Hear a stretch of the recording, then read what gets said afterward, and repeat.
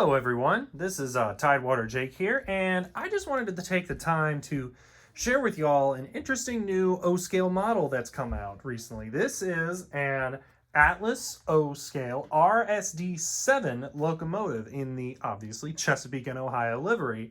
And I kind of wanted to talk a bit about this engine here because it's a bit of a unique one that's not seen much in the O-scale market, so I just wanted to take some time to dive into this and share what makes this engine special. So a little touch of history on the prototype locomotive. The Alco RSD series of locomotives were very similar to their RS series of locomotives, which were classic early diesels in the dieselization period, except for these diesels had six-wheeled trucks instead of four-wheeled. Now, in O-scale, we don't see many RSD units. I believe MTH recently announced they'll be doing a run of RSD-5 locomotives in their Rail King product line. However, this particular one, the RSD-7 or RSD-15, as some of the Atlas ones are noted as, is not really made by anyone else, or at least any of the major manufacturers in three-rail O-scale. So it was fun to see this locomotive actually be made, and funnily enough, it was actually taking a while for this locomotive to be delivered, because this locomotive and all of its companion engines were initially announced in June or July of 2015, and they just recently arrived here in June of 2023. So it took these engines a while to get produced, a while for the people who pre-ordered them to get them.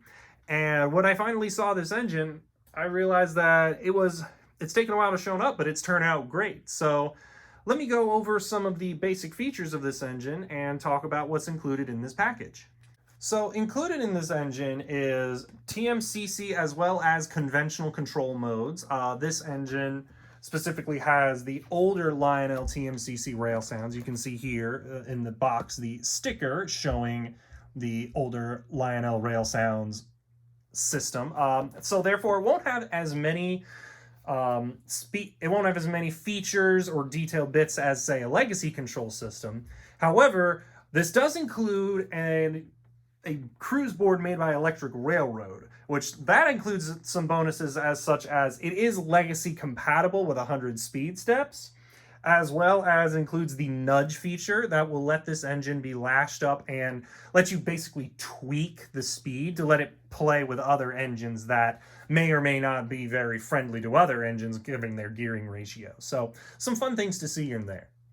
Another unusual aspect for Atlas locomotives is that this one actually has a fan-driven smoke unit, where you input the smoke fluid here and it comes out the back in that pipe, the same pipe that you input the smoke fluid in. Now, I will say that an unusual fact about this engine is that right here there is a small grate that is actually very finely put together, and so if you try to put too much smoke fluid on through that grate at once, you'll actually end up overflowing and making a bit of a mess. So just to avoid that, if you end up with this engine, put 5 drops in here at a time, blow in it a little bit to get them to soak in, and then use a paper towel to soak up the extra, and rinse and repeat. Helps you from putting too much smoke fluid in and making a mess of things.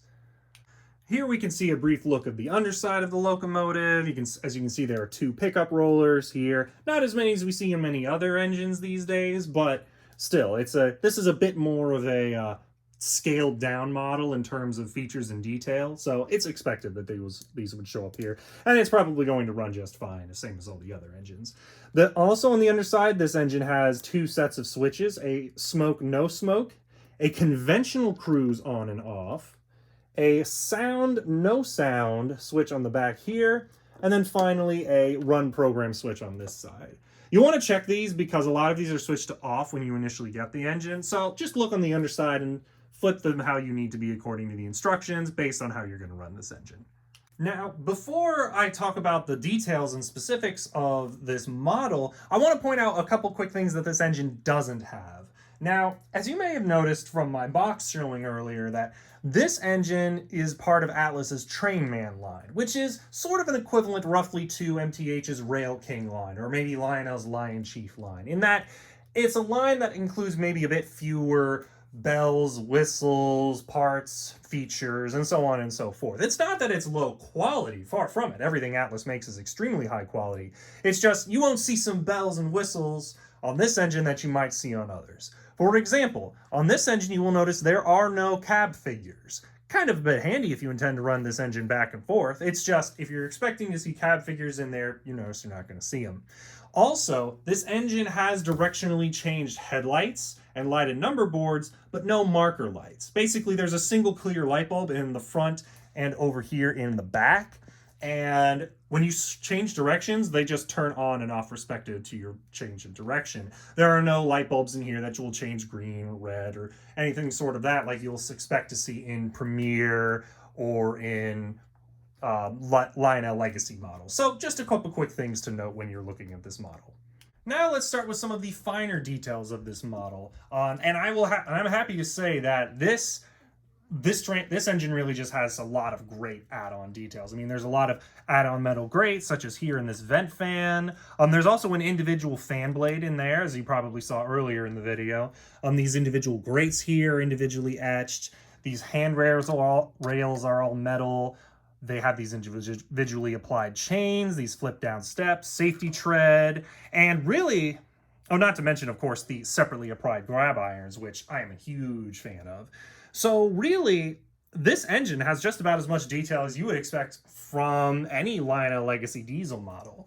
And while the insides and electronics might not be the same as a Lionel Legacy, from just looking at the model, you can tell this is exceptionally well done. I mean, there's great paint job done all over this model as well.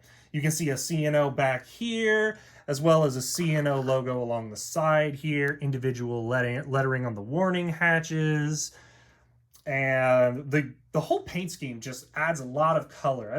Because as many of you know, C&O engines tend to be a lot of, especially in their later years, a lot of just blue with a few yellow highlights. Whereas this engine is very comparable almost to a modern engine in terms of nice bright yellow highlighting here on the back end and just these nice yellow lines going all along the body. So really just a great paint job they cooked up for this engine and a great look overall. Now that we're here looking at the front of the engine, you can also see that they included the C&O logo not only at the very front, but also in the top front part of this cab. This is a short nose forward engine, so it makes sense that they would put the logo here as well. More separately applied grab irons, some nice cooling vents attached top here. There's more grab irons here on this side that go down the other side of the engine, a separately applied brass horn. Once again, the great detail that we saw on the back end, a nice little brake wheel here, or some other wheel that those more mechanically inclined would know what does better than I, as well as this classic, I'll kind of call this the Alco lid. I see this in lots of other Alco models, particularly of the RS-11, which I believe is a close relative to this engine. Finally, you'll also see here the great detailed fuel tanks, the die-cast trucks with lots of great detail. And the fun little curious thing about this engine is that unlike most other six-wheeled trucks, these sets of axles are not spaced out. Alco seemed to like to put two close up towards the nose of the engine with the third spaced out. And you'll notice it's the reverse on the back end. So just a lot of really fun little quirks with this engine. You know, Alco made definitely some unique looking locomotives over the years that had just great lines and great appearances. Oh, and also you'll see here too, they have nice inset clear glass windows, imprinted in wind blockers, and nice separately painted on and molded in windshield wipers here on the front of the cab. So just lots of great looks to this engine, and it really pays off to just sit and dive into the features, the details, all the little bits and bobs they attach to this engine. And that really makes it just such a fun little unit to pick up. I mean, it's like I said, I've never seen anyone else making an RSD-7 or RSD-15 anywhere else in O scale. So I really appreciate that Atlas brought this out of their back catalog and sort of gave us an opportunity to run this fun and unique locomotive on our layouts in modern times. And in fact, I've seen plenty of great pictures in some of my resources of this engine running short line routes and yard work in the West Virginia mountains. So at least under this particular C&O paint scheme. So lots of great history with this engine, lots of great detail, and it's just a fun to have and a delight to run. Alrighty then, so now that we've covered all of the various details, bits, and features of this engine, I'll go ahead and share some videos I've taken of running this and the startup and shutdown features and show you what it looks like on the layout. Please enjoy.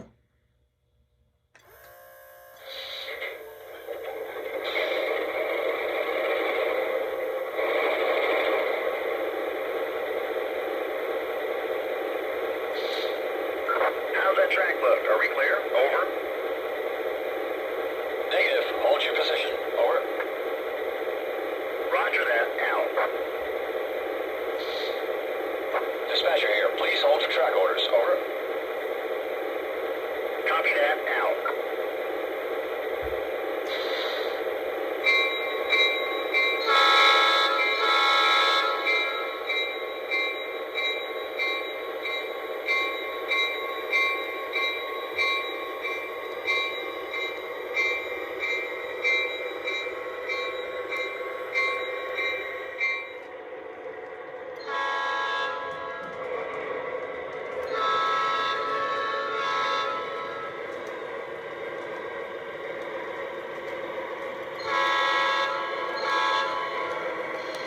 How's that track look? Are we clear? Over. Negative. Hold your position. Over. Roger that. Out.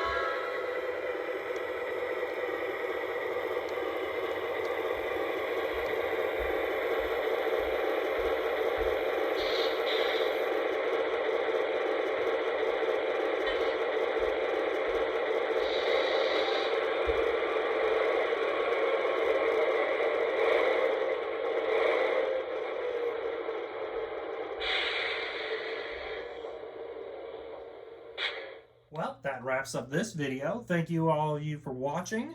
Please leave a comment or let me know what else, if you want to know anything else about this model, and y'all have a happy time enjoying this hobby. You have a great rest of your day.